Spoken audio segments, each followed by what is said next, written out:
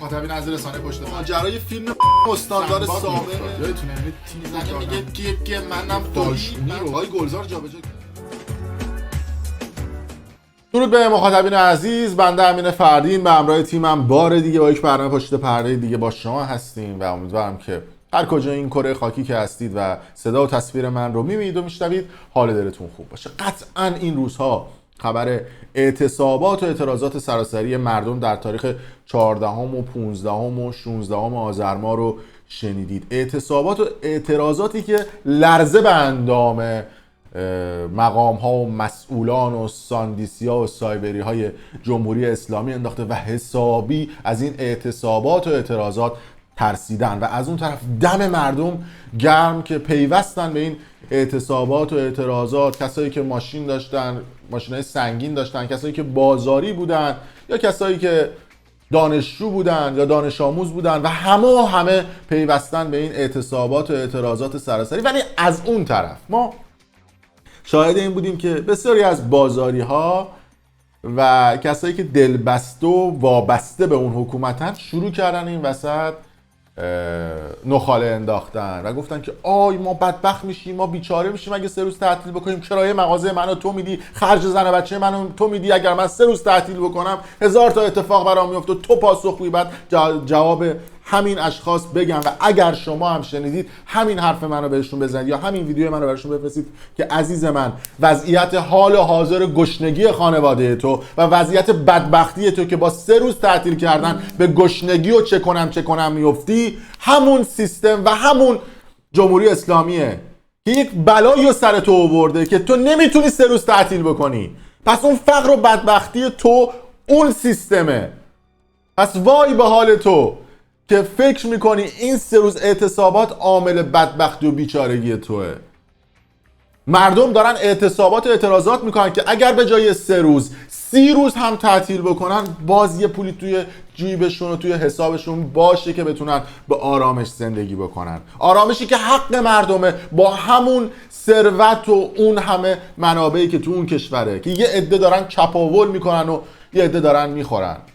اما گفتن دیگه یه سری از اون مزدورها و سایبریان که میان این قضایا رو وایرال میکنن که بقیه هم میگن که آره ما هم بدبخت میشیم و بیچاره میشیم که مردم رو گوشه‌گیر بکنن و مردم رو اصطلاحاً به یک سمت دیگه هدایت بکنن. که تو همین ویدیو هم این وعده رو میدم که در ویدیوی بعدی کانال پشت پرده سایبری ها و تکنیک سایبری ها که چجوری در فضای مجازی دارن مدیریت میکنن، در توییتر دارن مدیریت میکنن و ذهنها رو به سمت‌های مختلف میکشن و سعی میکنن که مردم رو گمراه بکنن، تکنیکاشو به شما آموزش میدم و آگاهی میدم، چون معتقدم که آگاهی حق مردم و مردم باید آگاه بشن. اما از اون طرف بسیاری از سلبریتی ها، افراد معروف و مشهور هم به این اعتصابات و اعتراضات سراسری پیوسته بودن. نمونهش اسطوره فوتبال ایران و جهان علی دایی که میدونید علی دایی یکی از بیزینسمن های موفق داخل ایران هستش، جدای از دنیای فوتبال و مربیگری بیزینس های دیگه هم داره، مثل جواهر فروشی که در اختیار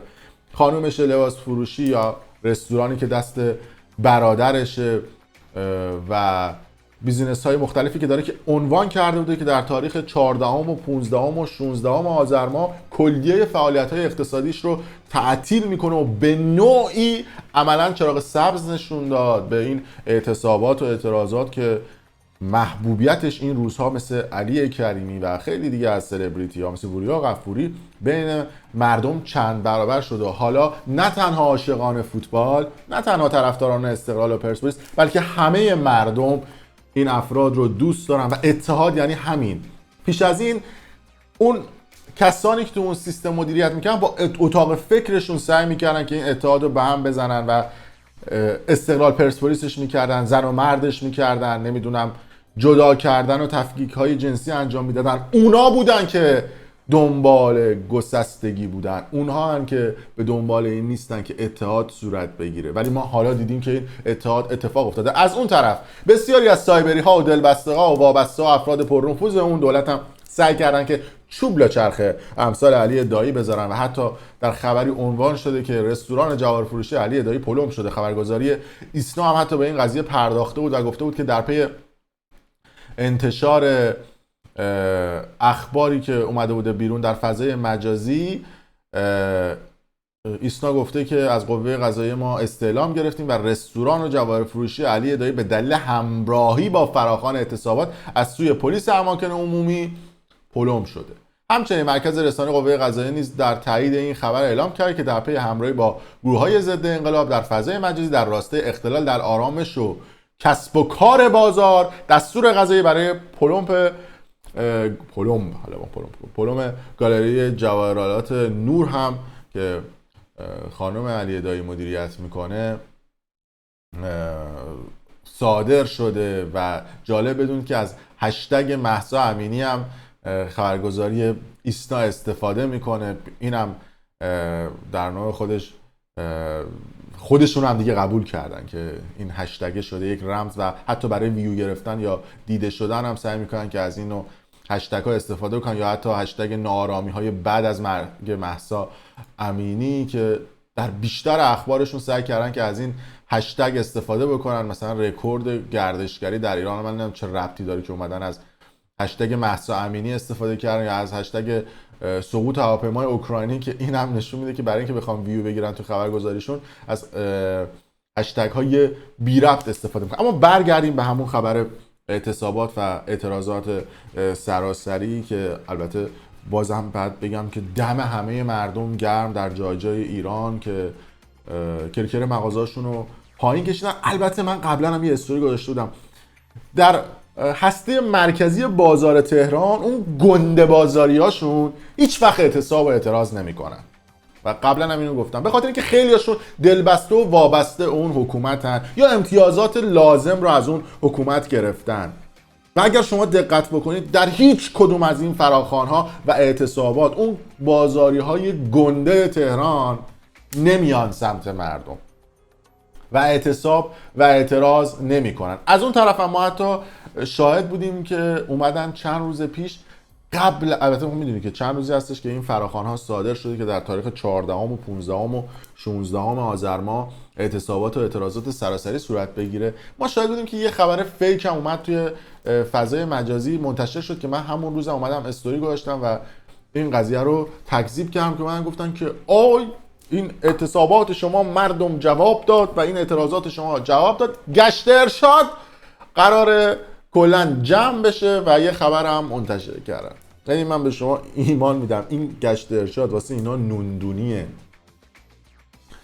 اصلا کلا اگه حجاب برداشته بشه اینا میافتن به چه کنم میافتن به بدبختی و بیچارگی. اصلا مذهب گره خورده در قدرت اون آخوندها و اون جمهوری اسلامی.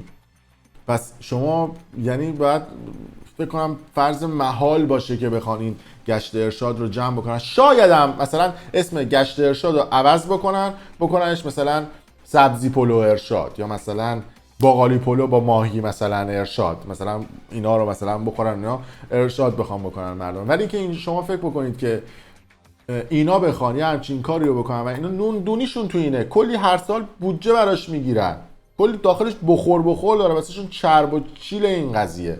شما فکر کنید 1% بخوانین گشت ارشاد رو بردارن. البته من عقلم و تجربه میگه بعید میدونم که این گشت ارشاد بخواد حذف بشه. اما موضوعی که مهم هستش اینه که بسیاری از سایبری ها و افراد دلبسته و وابسته به اون حکومت سعی میکنن که این جور اخبار رو وایرال بکنن و بگن که آره ما به خواسته شما عمل کردیم و گشت ارشاد رو حذف کردیم. داداش مردم دارن اعتراض میکنن کلا شما برید، شما درگیر گشت ارشادید، میگن همتون باید جمع کنید برید. کم چپاول و دزدی کردید، کم تو اون مملکت خوردید، کم تو اون مملکت کشت و کشتار کردید. بابا با یه تفنگ ساچمه دادم بهتون، به صغیر و کبیر رحم نکردید. بعد میگید که ما انرژی هسته‌ای رو واسه نمیدونم آرامش مردم میخوایم، واسه صلح‌آمیز بودن میخوایم. یه تفنگ ساچمه زدید چش و چال مردم رو درآوردید، این همه کشته ما دادیم تو اون مملکت.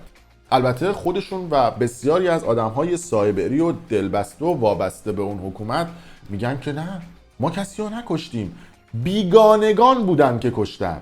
حالا راجع به اون بیگانگان و اینها هم تو اون بحث فضای سایبری ها و شناسایی سایبری ها و اینها صحبت میکنم که آیا اصلا کیا بیگانه میشن، آیا از عوامل خارجی هم کسی میاد داخل ایران و بکشه یا اینا شروورا و توهمات بعد از مصرف پامنقلیشونه که اینا میان میگن. اما من یه مثال چند وقت پیش زده بودم و دوباره این مثال رو میزنم. فرض بکنید یه کاخ زیبا خوشگل و لاکچری که ویو ابدی سمت دریا داره، ویو ابدی سمت جنگل داره، پر از امکانات و پر از وسایل تفریحی و نمیدونم سونا و جکوزی و استخر و باند هلیکوپتر و دم و دستگاه و تشکیلات و پر از در و داف و پسر خوشگل و هر چیزی که شما بگید، هر چی بگید توی ویلاه. بعد یه عده میان همین ویلاه رو با همین آپشن ها و خفن بودنش تصرف میکنن. حالا اون ویلاه مال کی بوده؟ مال مردم بوده.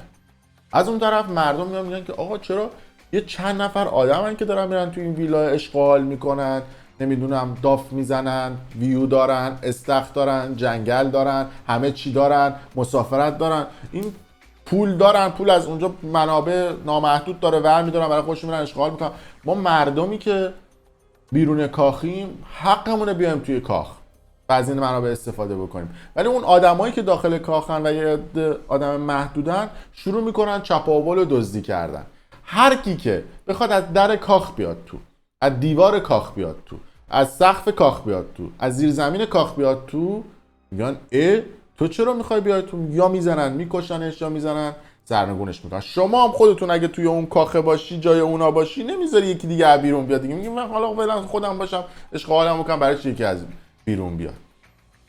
اون کاخ زیبای پر از امکانات و تفریحات و دریا و ویو جنگل و پر از منابع عظیم همون ایران من شماست که همه اون منابع و جنگل و دریا و امکانات و پول و ثروتش در اختیار یه عده است، دارن چپاول میکنن. بقیه مردم هم بیان اعتراض بکنن، بخوام بیان بگن آقا از این امکانات هم به ما بدید، یا میکشنشون یا زندانیشون میکنن یا شکنجهشون میکنن، نمیذارن که اون قدرت رو بگیرن دیگه. میگن بذار خودمون چپاول بکنیم. این هم در جواب اون افرادی که میگن عوامل بیگانه ما رو نمیدونم آورده این کارمون کرده یا شکنجهمون کرده و این صحبت ها. پس مردم دارن اعتصابات میکنن و اعتراضات میکنن که حق خودشون رو از اون سیستم بگیرن، حقشون رو بگیرن، نه چیز پیچیده. و همه اون مرز و بوم و اون خاک و اون ثروت مال مردمه، نه مال اون آدم هایی که اونجا هستن و دارن یه عده محدود چپاول میکنن و دلودزدی میکنن و میخورن. خلاصه بخوایم راجع به این قضیه صحبت بکنیم طولانی میشه و بعد ساعت‌ها صحبت بکنیم که حتما تو ویدیو بعدی که حتما مزدور شناسی و سایبری شناسی هستش رو حتما ببینید. کانال یوتیوب برنامه پشت پرده رو هم اگر دوست داشتید سابسکرایب کنید و ویدیو رو لایک کنید. اگر دوست داشتید برام هم کامنت بذارید و مرسی که تا این لحظه با ما همراه بودید.